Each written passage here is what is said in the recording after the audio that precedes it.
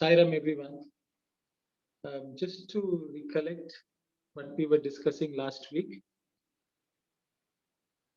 Swami is talking about us, about the distractions.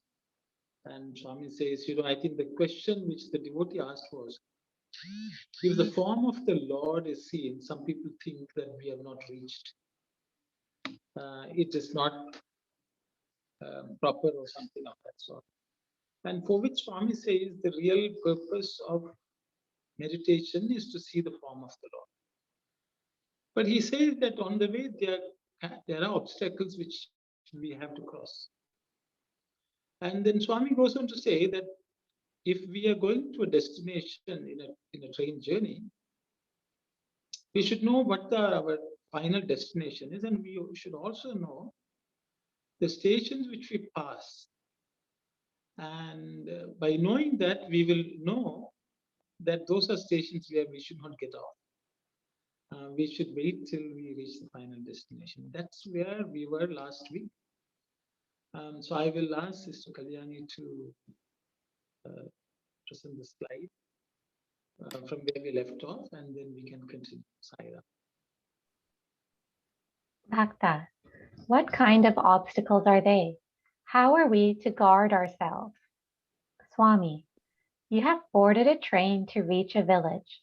You have heard that the particular village has a station. Many a station of the same type come during the journey, and the train halts at each of them. But just because the train halts, you do not get down at any of them with your luggage, do you? If you get down, you will not be reaching the place where you have to go, is it not? It is no good alighting at intermediate stations, for you miss your goal and suffer many hardships, not to speak of delay. The wiser course is to note, even before starting on the journey, the names of the intermediate stations, etc., by approaching some person who have traveled on the same route before. Okay, thank you very much, Sister. So Swami is telling us that we should know the stations which I had mentioned. And then Swami says that we should talk to people, we should find out from someone who has traveled which the stations are and so on. So I will pause here and I will ask other participants to share your thoughts, please. Saira.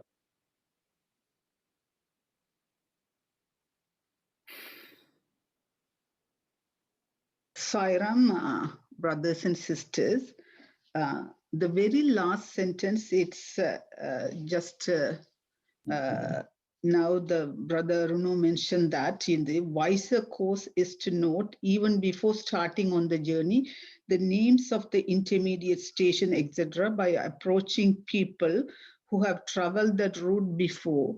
Say, for an example, I thought in my mind that I am taking a different route than the other person.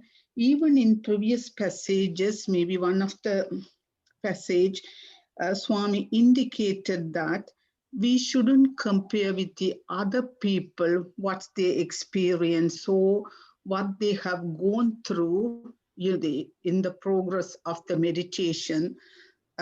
Your experience, it would be very unique from the other people. If that is the case, how I would find out a person who has traveled on my same path, then I can know that what are the intermediate stations. How to identify another person has gone through the same route as I am determining or deciding to go through. Maybe someone can shed the light on that path. I just thought about that when I recollected the last week, the discussion and how to identify that person. Thank you very much, Sister. I think it's a good question.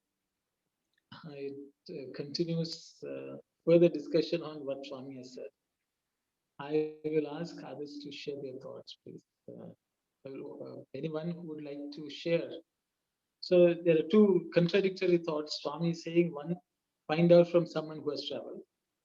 Then sister said, sometimes the experiences are unique. So how are we to find from people? I think that's to answer this question. So I will just open it up for discussion. Sairam, as brother said, in the next passage, next paragraphs, it is clear that Bhagawan is saying that it will be different from people to people because some will start in one place and another will start in another place. So you cannot get a clear idea from people. Only if you go down in the next, I think, in the latter part of this chapter, it is said that only the avatars guidance has to be accepted, not the people, not ordinary people. That's it is coming clear. This is cleared in the next few paragraphs. Thank you, Sarah. Thank you very much, brother. Thank you very much. Anyone else would like to comment or answer, or what, sister? Anything else you want to add to what Brother Sivadas has already clearly mentioned?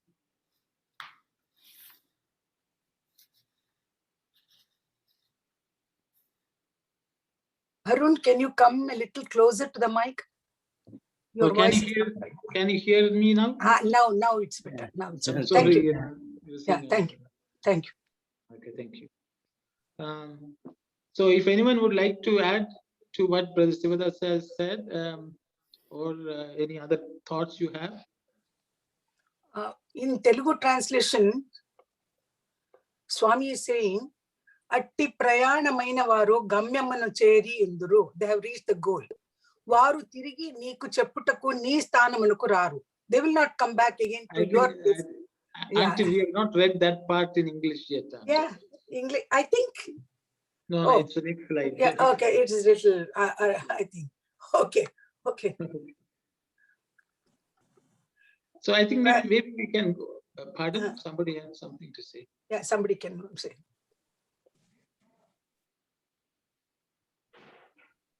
I think the reason Swami is pointing this out is because the devotee is asking a question. I am seeing the form, and then people are saying that's not right. So I think that is why Swami is telling, do these people have they traveled? Sometimes we listen to people's comments and then we get confused. I think that's why Swami is telling this. If they have traveled, then we can listen to them. If they have not traveled, we should listen to them, because they themselves can be the obstacles.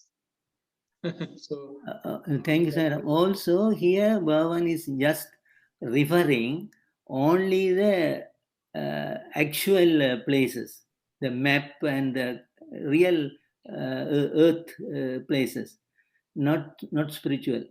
So because that is what he's explaining, only the stations and the villages and everything. Yeah, and because when we go, we will understand that and the other places. It's a spiritual journey. All the villages and cities, they're all obstacles before we reach our goal. I feel so. Yeah, you are correct. But okay, because the question will be, why Bhagavan is here saying approach the people who have traveled and then later contradict? Because as brother said, Bhagavan is going to make clear about this issue which everyone is facing now. Because we will wait and see. Okay, thank you, Sayana. Yes, Sairam, brother. So my understanding is when you ask someone, if they don't have any experience, so most of the people don't have any experience on the train. So if you ask, everybody's going to say some sort of answers, not experienced they had. So, or sometimes they might take some, whatever Subhadra said, map and everything, that also they have not gone through that one properly. So we had to wait, we had to listen to the Shastras and whatever saying, you follow that one. Or the person who experienced is not there that moment. Thank you, Saira. Thank you very much, brother.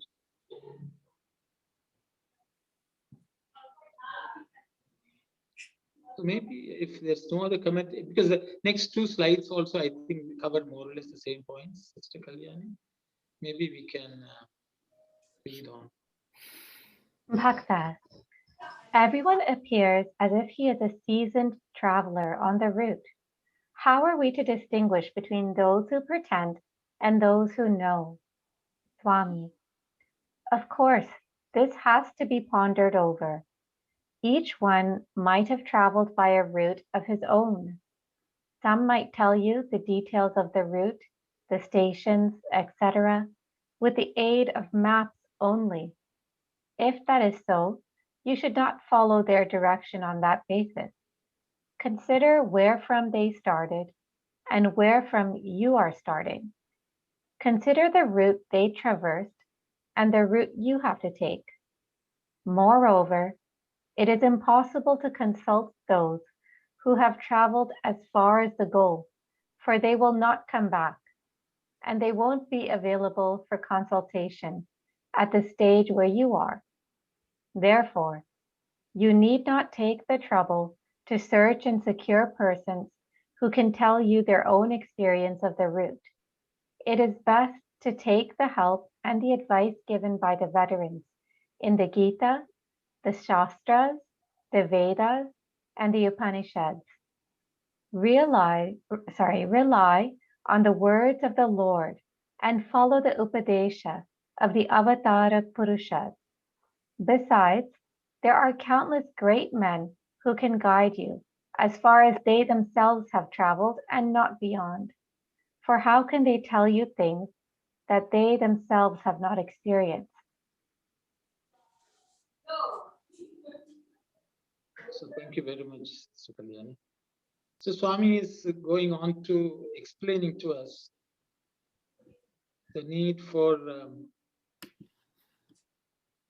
not listening to people who may have not experienced, and as much as possible we should rely on the Shastras.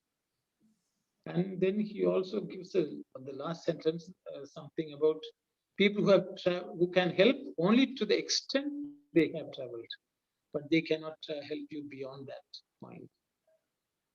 So those are thoughts which come to my mind. Please, I will ask the participants to share your thoughts, please.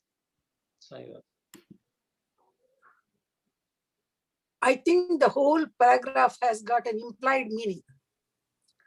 Swami is referring to the spiritual journey as well. There are so many routes: Dhyana Marga, Karma Marga, Jnana Marga, any, but each one has taken according to his own understanding of the things. So, and they don't come. I mean, those who are realized souls. I mean, not realized here. Those who have reached the goal, they will not come back. They won't be available for consultation also at this stage. Therefore, Swami is saying that go to Gita, Upanishad, the Veda, Shastra, and learn from the experienced people, Mahaniya, great people, and their Upadesha. Follow it. That's what Swami is trying to say. I can understand this much. Sorry. Thank you very much. Anyone else would like to share any thoughts, please? So, Sister Ananti, I think your question was I think Swami clearly answered my question in this set of question and answers. You know, they very, very, very clearly he answered. Yeah. Thank you, Sairam. Sairam. So the answer given by the Bhagawan is this. Gita, refer to Gita, Shastras, Vedas, Upanishads. The Gita was what is say? Gita was preached by Lord Krishna, who is an avatar, and also Bhagavan is saying, rely on the words of the Lord and follow the Upadesha of the Avatara Purushas. This is the answer Bhagavan giving. But as brother said, there are great jnanis, but they cannot tell the everything because they once they merged and they cannot come back and tell you. So they can help you as far as they went, not beyond. But the Sastras and Avatar Purushas can give you definitely what is this, what is the end, what is the journey, we have to start, how to start, and everything they can give you. Yeah, thank you, Saira. Thank you very much, brother. Anyone else would like to add anything?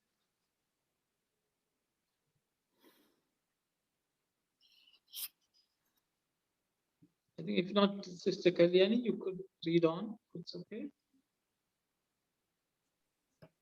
Bhakta, well then, how can we get the opportunity to reach that path and attain that goal?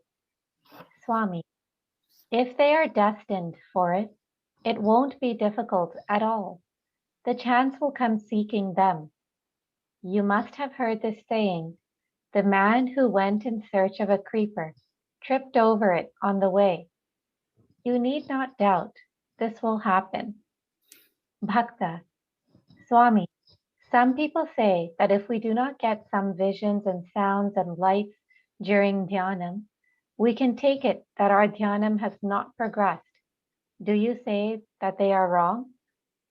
Swami, it is the image of their own idea. Perhaps they do dhyanam in order to get such sights and sounds. Therefore, they experience them. They are things by which each one of them is deluded. They do not analyze the truth underlying the vision. Really speaking, they should not seek these impermanent delusions. Thank you very much, sister. So I think Swami is dwelling because the reality, there are so many people who would give various techniques of their meditation and they will give various experiences, and I think people get deluded by them. So Swami is clearing that, and then Swami says, if we're really sincere, Swami says, we will trip and fall. I find it on the way. Where we are going, we will find the solution. We don't have to worry about it. I think that's Swami's assurance, I would say.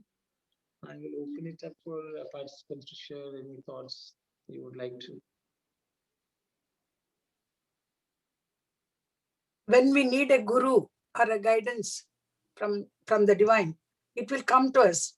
Automatically, it will come to us. That's just like how in search of a creeper he is going and then he trips over it. So also, we will come to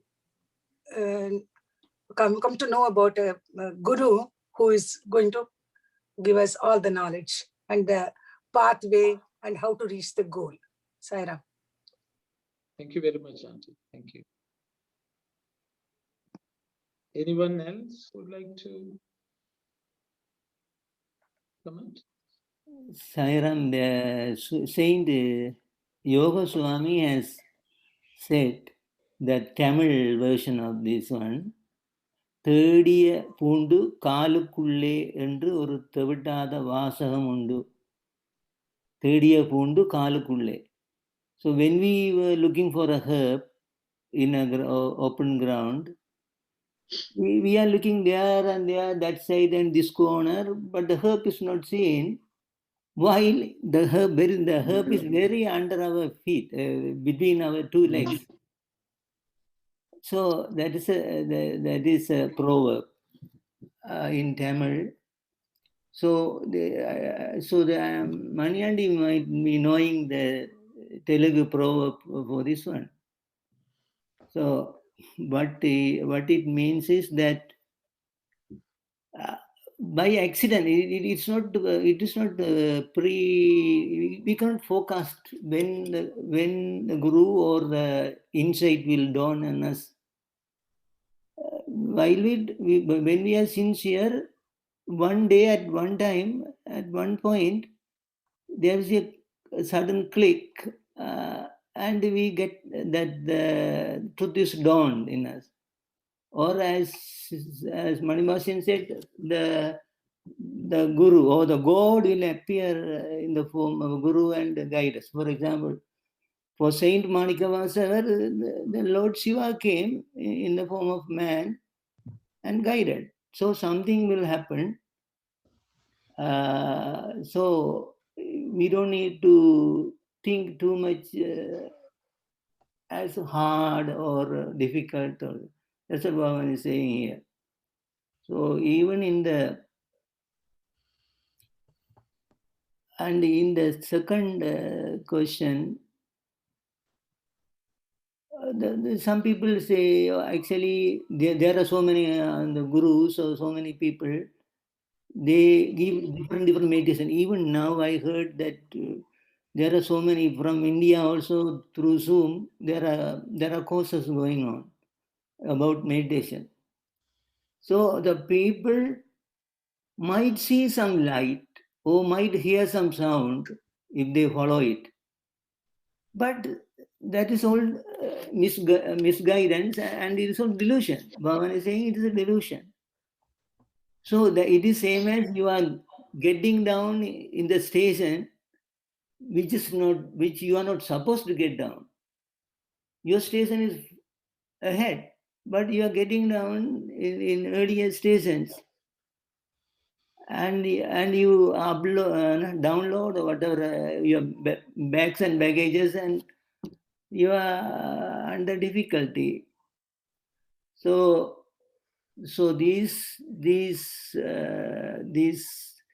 the sounds and light that people see are delusion or misguided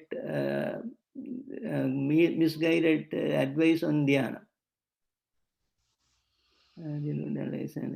Speaking this would not seek the implement delusion. Okay, thank you, Sairam.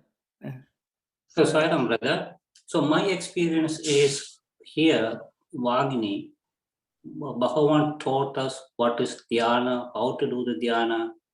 We don't need to look for more and more details. Everything we learn clearly. So when you are praying, when you are doing dhyana, you might get some experience that is you and between the God. That is only between them. So we don't need to get same kind of experience. You will get a different experience. So you have the faith. That's what Swami trying to say. Thank you, Saira. Thank you very much, brother. Saira. Yes, brother Rajagopal. This meditation path, some extent that people can help us. No, only the God can help at the end. For example, that Ramakrishna Paramahamsa was sitting for meditation all the time. He's sitting meditation, but he never go to that samadhi stage.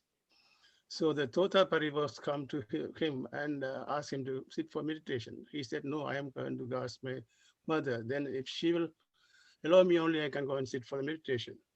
Then he said, "Okay, go and ask the mother." Then he went to ask for the mother, and she said, "Yes, I sent him for you to do the meditation. Go and sit for the meditation," she said.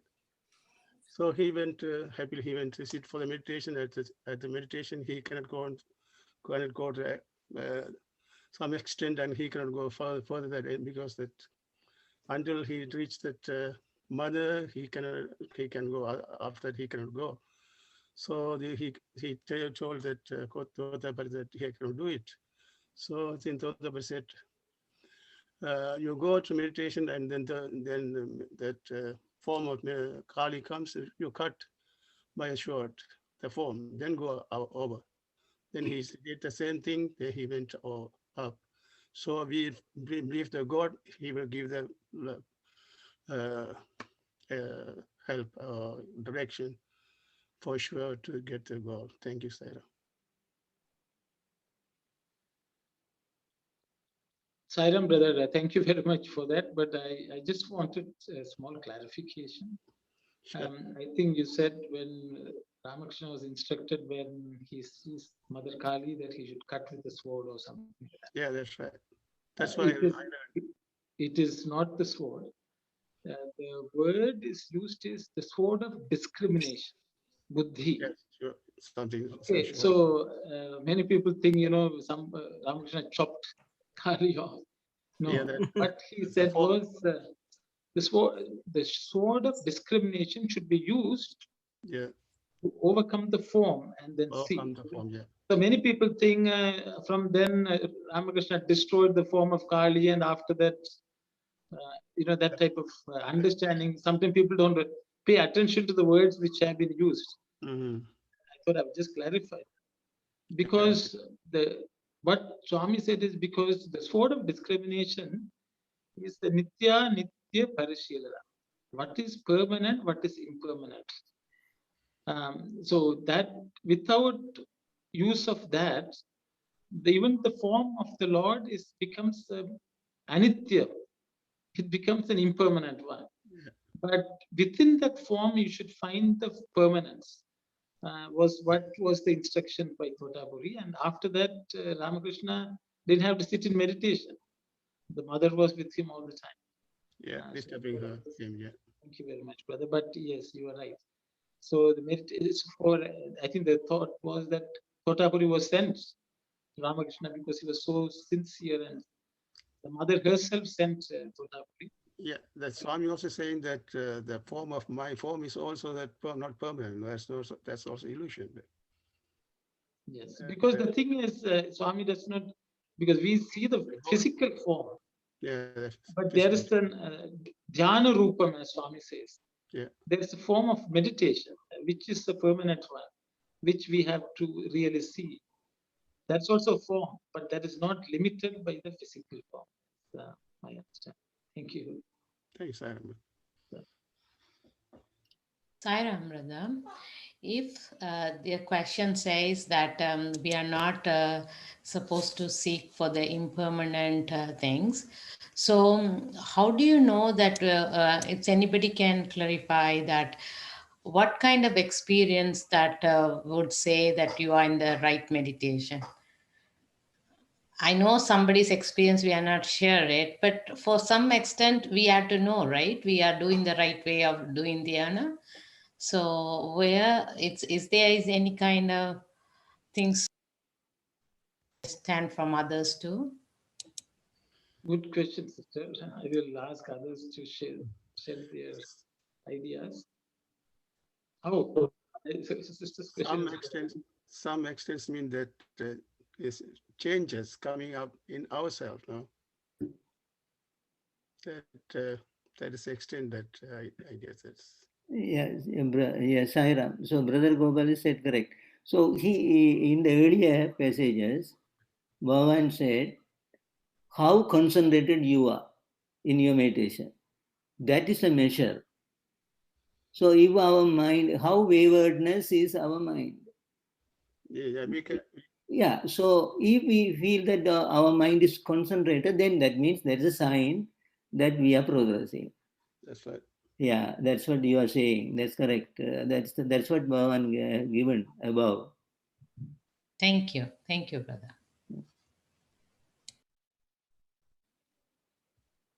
Sairam, brothers and sisters, maybe just it may be slightly out of the things we are discussing here, but the almost 20 years ago, I went into one of the meditation class. At the time, I was sitting in the very last row.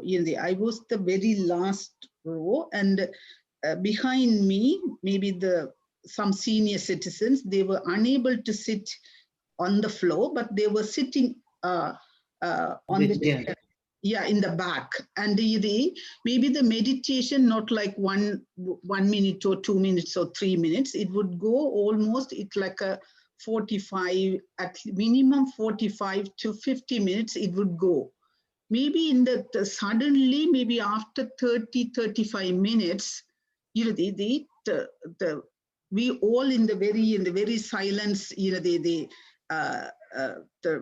that drop silence, and the one big sound, and I was shaking my body and look at that lady. She was sitting behind me. She, at the time, she would have at least 30 years older than me.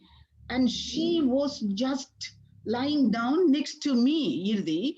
And everybody was, open the eyes and ask her, what happened to you? And I was able to hear that. She went, it was one of the, in Scarborough area, one of the stores in the basement, this meditation was going on. This lady, she was in the chair. She went all the way to the rooftop and she came down and she was lying next to me. And I was, suddenly I was shaking, and you look at Amma, what happened to you? And she was in a really, and tears, everything. And she told me that, I don't know what happened. I went up all the way to the floor. I can hear she was even touching the noise. And then it's like a barrel, they fell down on the floor. And she told me that a big light kind of, it came to me, and I was, I don't know what happened. I went all the way up and fell down, and I couldn't be able to really bear that light or something. That's one of my, the personal experience I have seen. I was wondering if the meditation is that sort of very happy experience, nothing, why some people, they couldn't be able to bear that stage, or maybe, for some people, they couldn't be able to handle that. Maybe even it could be a progress, or, we shouldn't worry about those, but some people, they couldn't be able to bear that stage. I was wondering for a long time, why was that? Maybe we may say that that person is a weak person, maybe there's some sort of illness, and that's why it happened. I thought, I really thought that was one of the maybe stages, or of that. It's like the Bhakta asked, some visions, sounds, and lights during the Dhyana. I thought maybe that is also one of the signs that the Amma is progressing her meditation or something. Thank you, Sairam. Thank you very much, sister. So, Sairam, brother, Yes. so my understanding is when you do the meditation, your viveka and vairagya will develop. So, and after that, you get the peace and everything, your mind will be controlled. You can see that from you. Then eventually, whatever the form you meditate, Swami said, you have to meditate on the form, whatever you like. That form definitely going to appear for you. That's what Shastra saying. So once you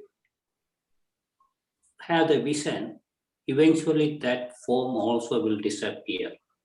So this is my understanding. Thank you, Saira. Thank you very much, brother. Anyone else would like to share any thoughts, please?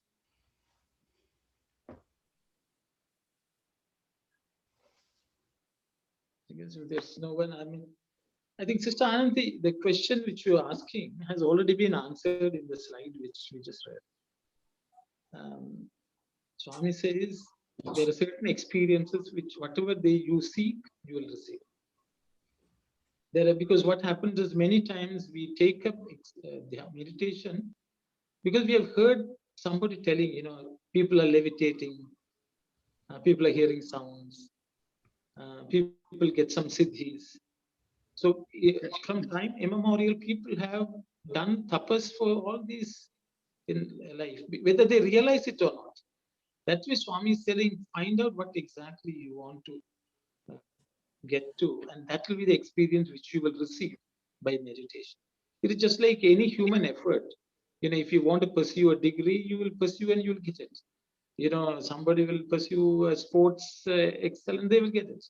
If you want to become a great musician, you will get it. It's ultimately it's effort, focus, and diligence. I think different people experience differently. But I think here Swami is telling us about, I think just to talk about what Sister Aruna asked. See, what was the discrimination which Ramakrishna was supposed to have done? The reality was, Ramakrishna, you sit on we all sit in meditation for say half an hour. And then during that half an hour, within half an hour, maybe a few minutes, we have to focus because the mind runs, we have to bring it back. At least that's my experience. So the thing is, to the extent we think of the Lord is with us. That because our own effort is so impermanent, the Lord will not be permanent. Swami says, you want to be part-time devotees and you want full-time grace. So the reality is, when we know that this entire world is anityam, is impermanent, only the Lord is permanent, and we are thinking of the Lord all the time, the Lord is always with us. This is what Ramakrishna realized.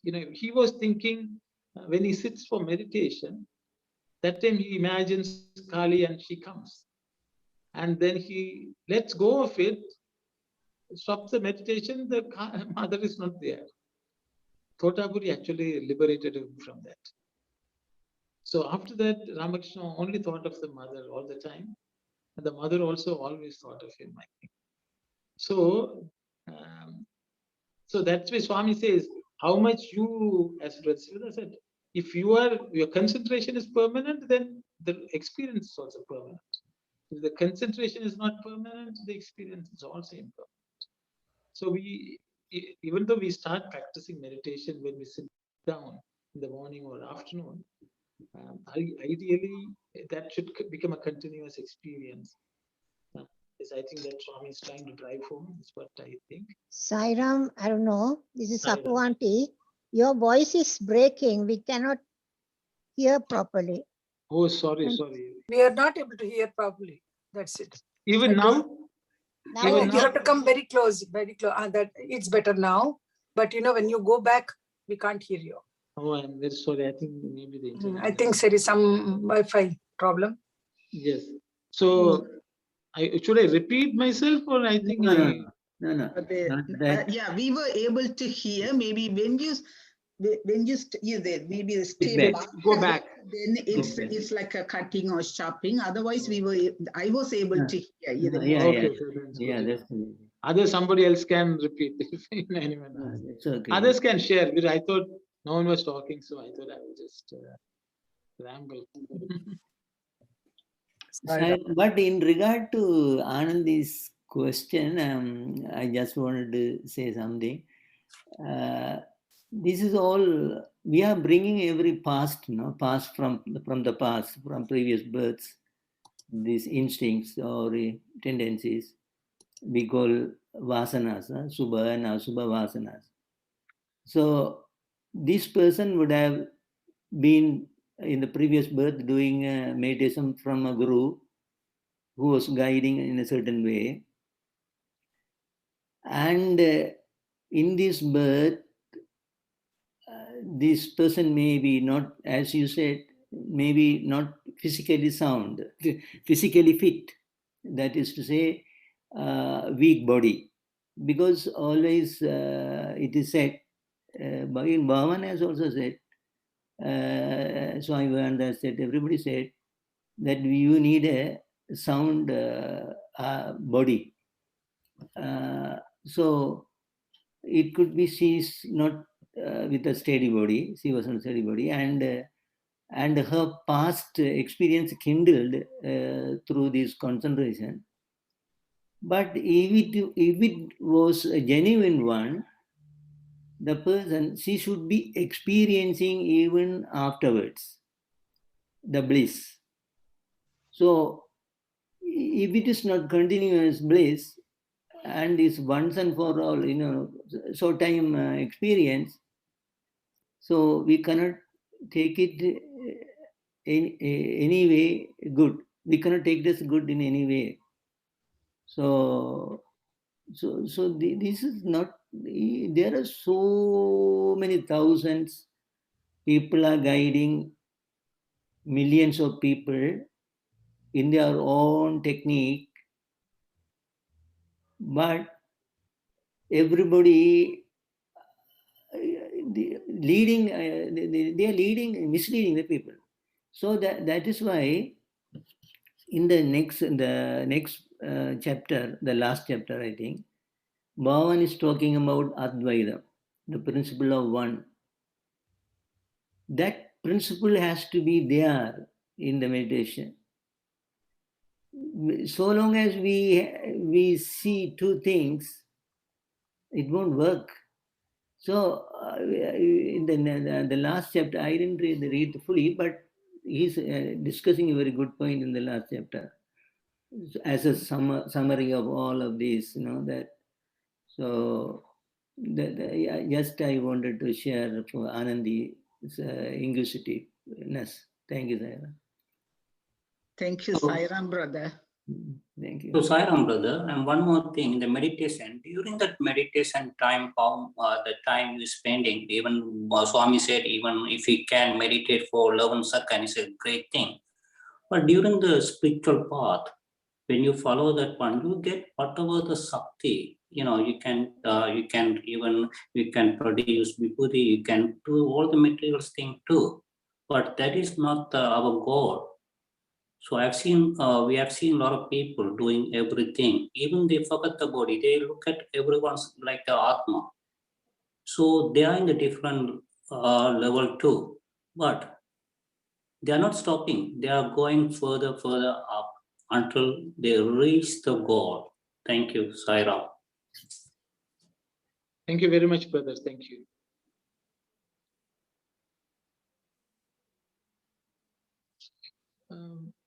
If there are no other comments, maybe we can read on a little.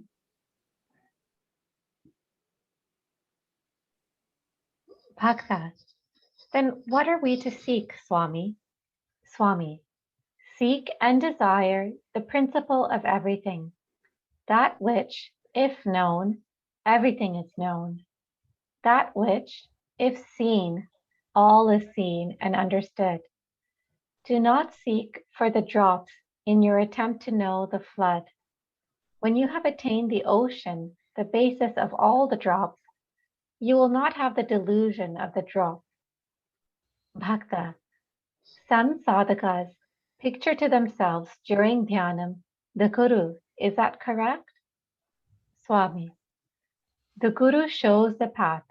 He teaches what is beneficial.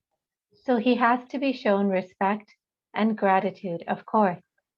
But the Guru should not be taken to be all-powerful and all-inclusive. Of course, the Lord is in everyone as the Atma. Give each one the status that is his due and not more. Thank you very much, sister. So Swami is further clarifying, because he's saying we should not look for that which is not as complete, Purnam, as I would say. Swami says, by knowing that by which everything else is known, that should be our goal. That's what we should seek. Anything else which is not as complete or as full or as final is not necessarily worth our while pursuing. So the same topic, I think Swami is talking about Guru. Many people, they have the Guru Bhakti so much that they worship the Guru as the final goal. And Swami is saying that itself should not be taken as such. So I will stop here. Anyone else would like to add? Please go.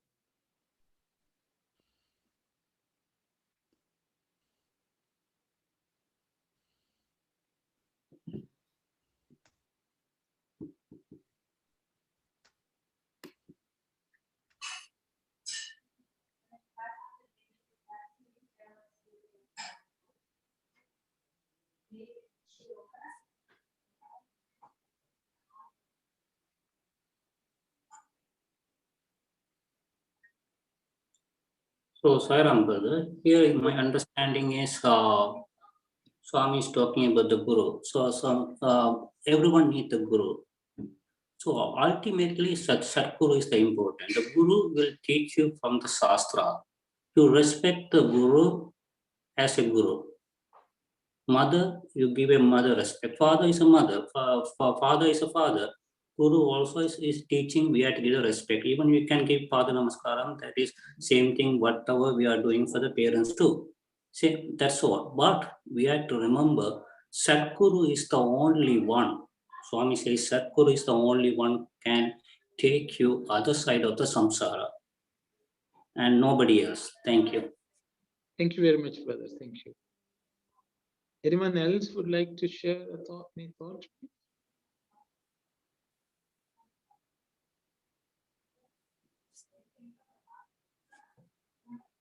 Saira ma'am, maybe correct me if I am wrong. So Swami is trying to tell that maybe we shouldn't meditate on Guru all the time. Maybe ultimately we should even remove the Guru, put maybe Atma or Paramatma in that spot. That's why Swami is referring that. Don't seek for the drop of the water, just seek for the ocean. Maybe Swami has compared the Guru as the drop and the ocean as the Paramatma. So if that is the case, maybe in the beginning we should be having the Guru in the dhyana form, but ultimately we should remove even the Guru and go with Paramatma. Is that Swami is trying to explain to us in this two sets of question and answers?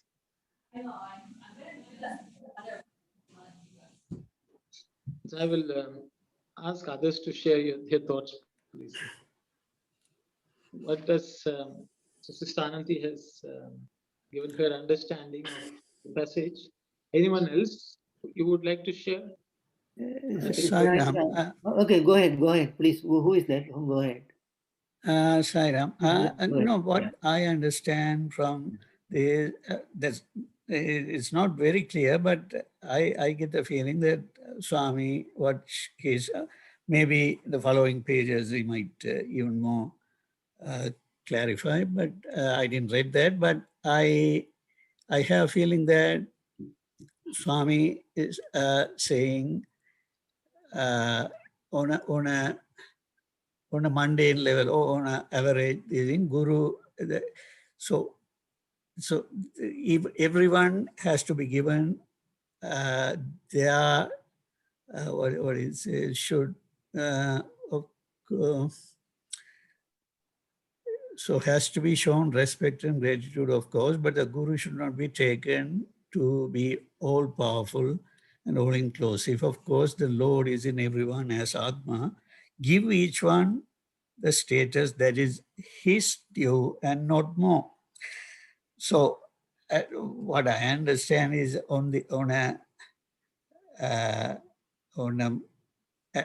normal state of affairs, we should not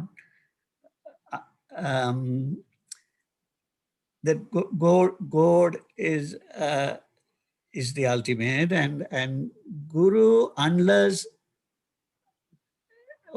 so whom we refer as Guru is the important thing, If Swami, there are so many devotees or students might consider Swami as Guru, then that is entirely a different thing. He is an avatar and is God and Guru, so that is entirely a different this thing. But what the Bhakta ask, and if there are so many gurus, some may be fake, some may be genuine, but even then they have their limitations. That's what Swami is trying to say. So unless someone like, Adi Shankara, and there are, in history, we have seen so many Guru-Shishya relationship, that kind of, unless that kind of Guru-Shishya relationship is there, it's we should know the limitations of other gurus. So I think that's what I understand, Sai. Sairam, brother. Sairam, actually, I think because I don't have the previous page with me, but the first set of questions are different from the other set of questions. First set of questions talking about what we discussed, that is, for example, that's my understanding, but I cannot say correct, but that seeing the light, hearing the sound, these are like drops. And what we are aiming at is the ocean. So the principle, seek and desire the principle of everything. That is the ultimate God. That which, if known, everything is known. So we have to know the Atma. That's in short. That's correct. Do not seek for the drops in your attempt to know the flood. So the flood is the real Sakshatkara, the bliss, which is bliss is Brahman actually. So that is what we have to look for. But if we are happy with the lights that we see, or the sound that we hear, or some bodily some feeling with body feeling attached to that. Say some, that there are things that the bodily connected feelings. Those are delusion. So we have to aim at the ocean. That is why Bhagavan is saying, don't get distracted by all this, whatever that you. If it is a real feeling, it will persist even after you are away from the meditation room, and it will we will understand that continuous feeling, and we will see everything clearer, and we see only Lord after that. That is the state. So that is one set of question, and the second set of question is starting a new topic about the question is about some people taking their guru and place the guru in the altar of their heart and meditate. So Bhagavan is saying that is not correct. The guru should not be taken to be all powerful and all inclusive. So, but as Brother Vivenasan said, and everybody will agree, that Bhagavan is an avatar. His form, when we look at his form, we should not think that he's in the form only. That's what one brother was saying, I think. The Bhagavan is all pervasive, and he is everywhere, and he is the only one in the whole universe. And I am also he. And when we concentrate on his form, we see the Atma in him, which is, we have to enlarge him as much as we can, and meditate. So that guru, the Satguru, as others said, the Satguru, as far as until now, what we see is we have to keep the form with full understanding of the Guru's nature. That is what, so of course the Lord is in everyone as the Atma. Give each one the status that is his due and not more. That means if we take a regular Guru as all pervasive, it is a foolish folly. So he has his own limitation. How can you take him as the all-pervasive God? So it will undermine our sincere effort. So that's what Bhagavan is saying and warning, that that give each one the status that is his due and not more.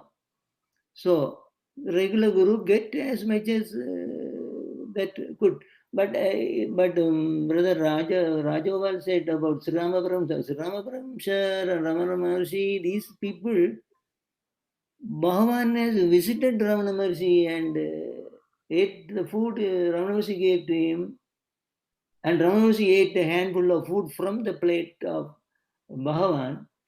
So those are highly old people, and we can get some help from them if we are in the same line.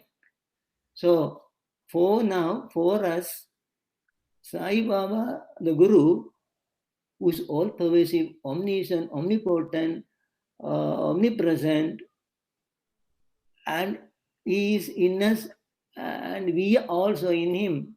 So in that bhavam, we have to have the form and meditate. That's what up to this. But in the Sairam, I think I have not confused anybody. I think the brother and Andy can enlighten more on this one. Thank you, Sairam. Thank you very much, brother. You covered exhaustively all the aspects of the paragraph. Anyone else would like to comment on this, please?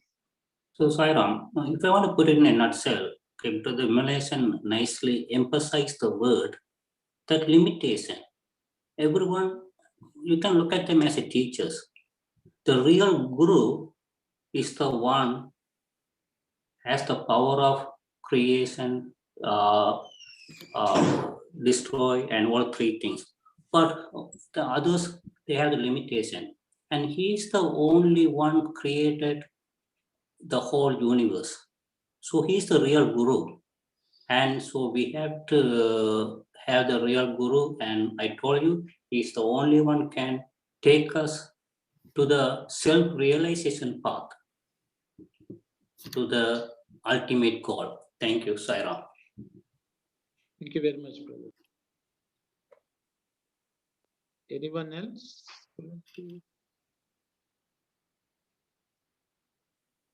Sairam, I don't know if this term came before. Swami is Purna Avatar. We are fortunate to be in our lifetime. Swami were with us for us to have darshan, sparshan, and sambhashan. So I think more than Sadguru, Purna Avatar was among us. Thank you, Sairam. Thank you very much, brother. Thank you.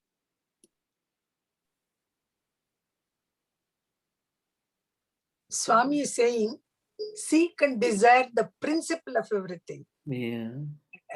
Brahman, know that by knowing which everything is known, and by seeing which everything is seen. So, which is that principle? In all of us, it is present as Atma, and that's Brahman.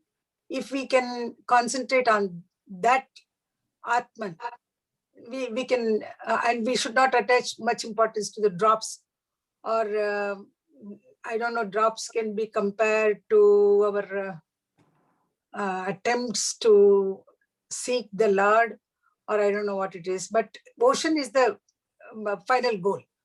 Brahman is the final goal. That Atman is the final goal. So let us all concentrate as much as possible to reach that ocean, that Bhagawan, that Paramatman. Sairam. Thank you very much, Auntie. Thank you. Sairam, brother. Why Swami is saying do not seek for the drop? That means you are not supposed to always you look up to the final goal and nothing in the on your way anything comes in your way. That's mean we have to ignore that kind of thing. That is the one Swami is referring. Is there anything else, Swami? Like Maniya, he also said something drops. Is there anything else Swami trying to tell on this one? Thank you, Sairam. Very good question, sister. I will, this drops. So the thing is, there are drops which. So what are the drops we should regard ourselves against is something which we should think about. I will ask participants to share your thoughts. So what are these drops? You know, how Swami is referring to, and I think others have mentioned. I think but Sivadas also briefly mentioned. While seeking the seeking the ocean, we are counting the drops. How many drops are there on the way? The pravaham, the flood is trying to reach the ocean, and on the way, when you start, how many drops of droplets of water is there in that river which is flowing there? But finally, it is going to reach the ocean. So I don't know how we can compare these drops to while doing our dhyana to what Swami is referring to. Sai Ram Arun. Sai Ram.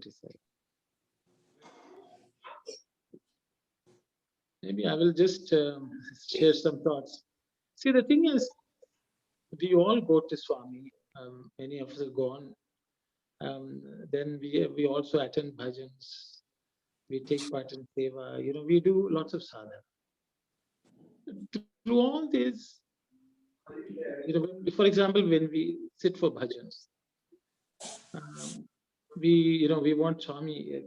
If flower drops, we'll be happy. If vibhuti appears in the photo, we'll be happy. If some amritam drops come, we are happy.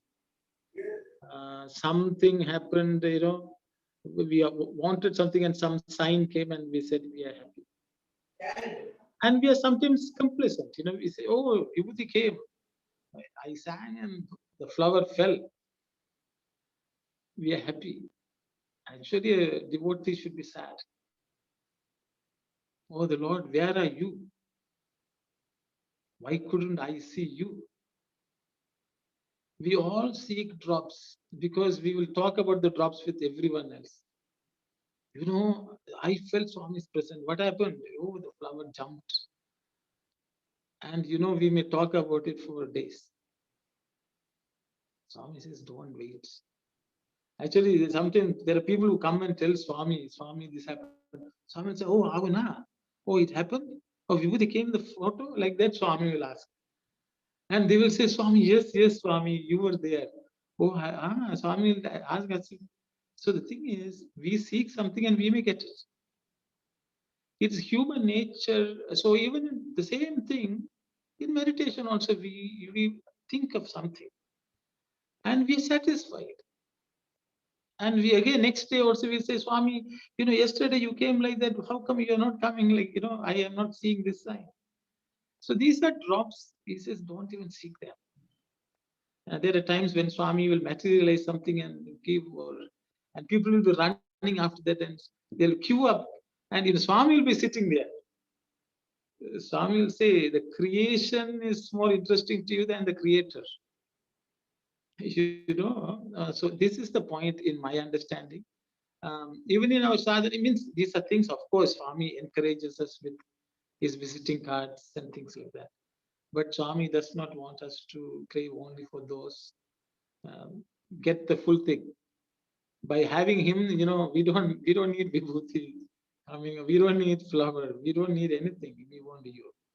I think that is our attitude.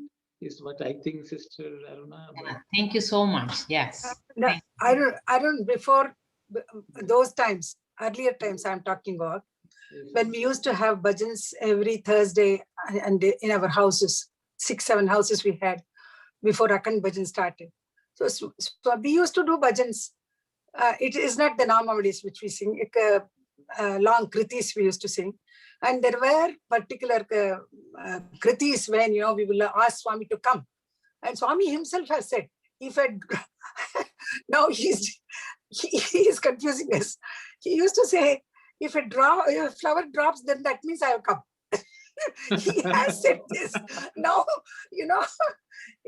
when we are reading all these things, I feel a flower drops, amritam comes, a honey drops there. So I don't know, but that means we should not attach much importance to these leelas, but concentrate upon the main thing, Muladharam. That is the principle, the main principle. Concentrate on that. That's what he used to. But earlier days, we did not understand. We used to sing until the flower came down. That is how we used to do bhajans. Sorry, Sairam. You know, he's a biggest trickster, you know. He will try to fool us with nothing. Yeah, he really fooled us. He used to fool us. And you know, he would say, Amma, I had gone to all your houses on Thursday, and there was a big lock, which was, the door was locked. I wanted to go, as if he can't enter a locked door. You know, he would talk to us like that. Maybe because he was encouraging us to do bhajans regularly on that basis.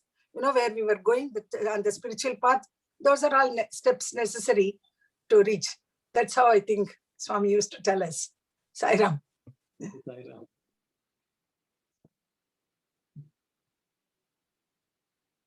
Any other thoughts, please? So, Saira, so he is saying that you will not have the delusion of the drop. Yeah, so the drop is delusion. As brother said, nicely said, this have happened many times at Kodaikanal, no? When the boys go with Swami, and he creates a watch every year. He creates a new type of watch and so many statues and so many drinks and so many necklaces and. But students are attracted on the creation, attracted by the creation. Oh, everybody want to see closely. What is this? What a beautiful! What is this? Bhagawan hinted.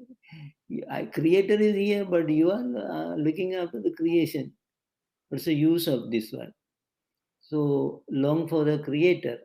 So that's a good explanation for that.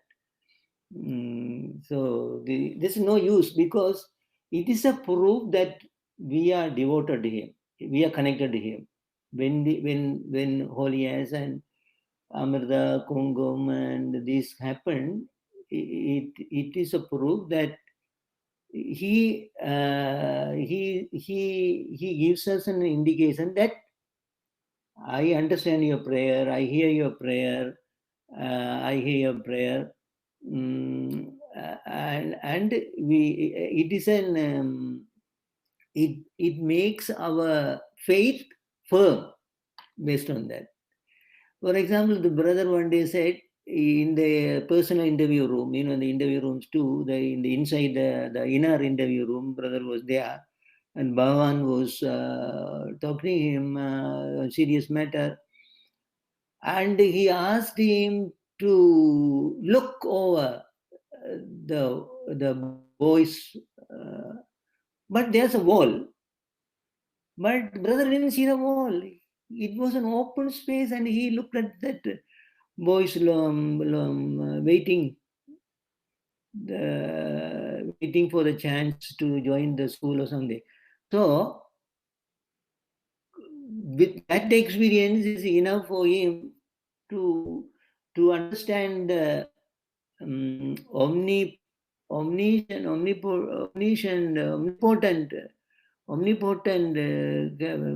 capability of Bhagavan. So these are all good, but it will not permanent happiness. It is not a permanent happiness. All the worry, all the problem, everything will continue even after that. So to stop from vacillation of joy and happiness, we have to do the correct meditation and the correct understanding, and in the next chapter will give us more sound things. Thank you, Zaira. Thank you very much, brother. Anyone else would like to share their thoughts? Sairam, Uncle, just one question on that same line, where it says, do not seek for the drops in your attempt to know the flood. Then the next line says, when you have attained the ocean. Is there any significance to the fact that Swami used the word flood? Or could he have easily replaced that with the word ocean in your attempt to know the ocean? Or is there some significance? Is the flood some sort of intermediary stage? Or I think it may be the intermediate stage, but I think I will ask Auntie Mani Auntie, Auntie Telugu, if you Telugu, I'll read. అందులో తెలియను అట్టి స్వరూపమును కోరిన అందులోనే స్వరము సర్వము పొందవచ్చును గాని బిందువులను కోరుచున్న ప్రవాహము, he says ప్రవాహము ఎట్లు ప్రాప్తించును. He is asking flood as a pravaha. Pravaha is just flow of water, flow of river, anything. With a bit of force setting, pravaha. No, sister, her question is there any difference between the word flood and the ocean in Bhagawan's view? No, flood is different, ocean is different. Flood will come and join the ocean. Ocean is the basis of all the drops. That's what she's saying, no? In your attempt to know the flood, that means on the way the river is flowing, pravaha. You want to know why the pravaha is going there and how many droplets are there in that pravaha, instead of knowing the ocean itself. That's what I think. Kaleni, is it clear to you? Is it possible the flood is flow? It's a flow of water is going into. Yeah, flow of water. That's it, flow. ma'am. Instead of flood, if you put it flow, then flow of water. Yeah, pravaha. In Telugu, it's written as pravaham. You know, we have come across that word pravaham. Even in Tamil, I think you say that. Yeah, same thing. Yeah. Pravaham. Yeah. The flow of water should not be taken as an ocean. Kaleni, is it clear? so is Swami saying that so the ocean is Paramatman, and the drops, we can take it to be these little miracles or these things that are. Yeah. Just now, Arun explained to you. So that's the drops. And then, so the flood, what would that be? Okay, maybe I will attempt that. Yeah, Arun try to take it. So the thing is, what will take you to the ocean? The flow of river will take you to the ocean. Okay. Instead of flowing in the river, flowing as a river, if you are just looking at the droplets which which come from the river, we are not flowing. So what I think, from what I understand, these, the flower here, vibhuti there and all that is just drops. We are not flowing. Okay, we are just satisfied with the spray from the river, but we are not jumping into the river and flowing along with the river. So only the pravaham will take us to the ocean.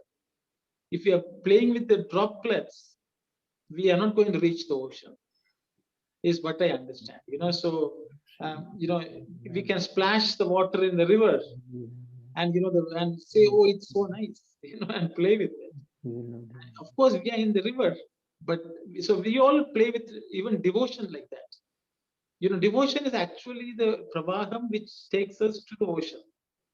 But we are just dabbling with the, on the shores of the river, playing with the droplets of water and sprinkling it on us.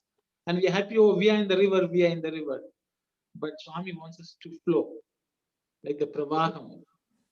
In the Telugu version, what Swami is saying, binduvulanu koruchunna pravaham etlu praptinchuno. You are seeking only the drops, but how can you reach the ocean? You're not going along with that river, the flowing water. Sairam. So Sairam, brother. So my understanding is only the river can merge the ocean. The flood is going to stay there. When you during the meditation, flood is the river flow, brother. Okay. So if you are concentrating that miracles and everything were during that time, then you get the ego. Then you forget the ultimate God. Thank you, Saira. Thank you very much, brother. Kalyani, you okay? Yeah, so it's like, is it like our the flood is like our progress? Like we shouldn't be complacent, we should continue. because the river wants to go and merge in the ocean. Okay, the river is not satisfied with the spray here or there. Okay, so Swami is saying if you are just playing with the bindus or the droplets, you don't want the river. So because the river is the flow is needed, pravaham is the vahini as far we are also reading vahinis. The vahinis are all streams which take us there. So Swami doesn't want us to be satisfied with the mere drops. Hmm. Jump into the river and flow along. Yeah. Brother, is the flood word only confusing? Yes, pravaham is, yeah, I know. Sairam, brother, it is almost, we can take both as one, almost, because Yes. flood is ocean, because Yeah. that is what people are. But generally our concept of flood is slightly different. I know. Flood also goes and joins the ocean. Yeah. Sorry. I'm reminded of Dr. Gokak, Ah. Vice Chancellor. I still remember the talk, one of the talks which he gave when I was a student. He told, there are many gurus in this world. Like he himself was a follower of Sri Aurobindo, name in. He says he has come across many gurus, but he said there's a difference between Swami and the other gurus. See, those gurus are rivers, no doubt. They go, in a charted path, they go. But Swami is like floods. Okay, a river which is in floods. So that means he says it will take everything. A river, animals, people, logs, trees, everything it takes to the ocean again. He says, if you look at Swami, the illiterate person, poor villager, the most, refined citizen dweller, a scientist, a Vedantist, a sannyasi, even the crooks, even the people who do any crimes and come and pray to Swami. Everyone is, he just, as a flood, he takes everyone without any discrimination. So I think, no doubt, Kasturi used the word floods to translate the word, because this. That's a very good explanation, Arun. I think the flood takes everything together. So Swami is taking everybody with him to the ocean. Okay. So it's a river in spate. River is a flooded river. That is Swami, as he narrated. So I was reminded of that word, which was used by Dr. Gokak. But very good, very good. Flow is Pravaha. That's an excellent way of explanation. I also initially thought, maybe the pravaham is the flowing water, ocean is the standstill water. That is the only difference. No, ocean has got lots of waves and it's always in motion. Saira. And right now, I thought why they have used the word of the flood. That carries lots of meaning. After the explanation, because it doesn't matter what was thrown into the flood, it will take everything to the to the ocean. That's the really good meaning on this answer, Swami's answer. Thank you so much. Okay. So I think, we are time up. So I think pause here. If there's anything anyone would like to say, if not, we will close. Okay, then we will close with Samastalok and Shanti. Sairam. Om Samastaloka Sukhino Bhavantu. Samastaloka Sukhino Bhavantu. Samastaloka Sukhino Bhavantu. Om Shanti, Shanti, Shanti. Sai Ram. Sairam. Sai Ram. Sairam. Sai Ram.